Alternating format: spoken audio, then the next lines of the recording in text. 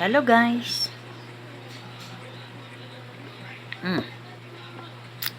Kain tayo guys ng ang ulam ko ngayon is adobo.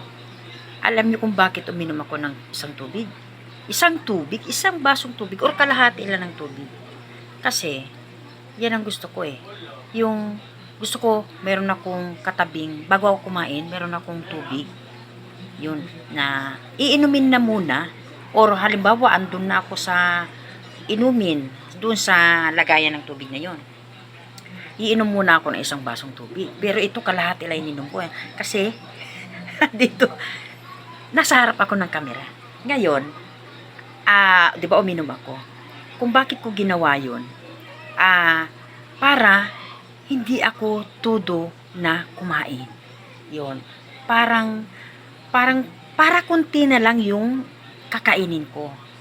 Para kontrolado. Yun ang kasi kapag gutom ka, marami kang makakain. Sabihin mo, ay hindi pa ako busog. Ayan, sige, bira ka ng bira ng kain. Kaya iba ako, kasi kailangan, busog na ako, konti. Yan. Para kunti na lang din makain ko. Lalo baboy ito.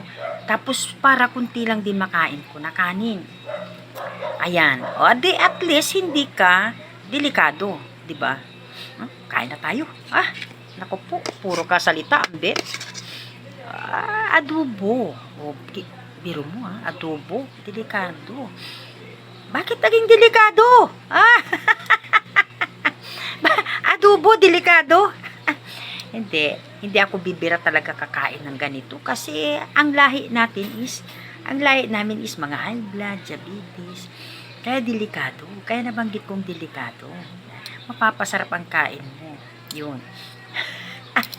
puro mga no? Puro mga anong muambit eh. At saka hinahati-hati ko pa yan. Nakakatakot. Sabay ganun Umaya sabihin mo bakit kaya kinatatakutan yung baboy? Kain. Lalo yung taba. Balat taba. Ako po. Linamnam ng taba. Linamnam ng mantika. Kaya masarap. Ganun yung taba. Mantika. Malinamnam. Kaya ganado yung taong kakain. Mapaparami ang kain. Kasi sa linamnam. Yes. Nilagyan ko ng patatas. Kasi nga, yung anak kong bunso, mahilig sa patatas. Ako pag nagluto ako ng ng adobo, hinaluan ko talaga ng ganito. Ano ang purpose?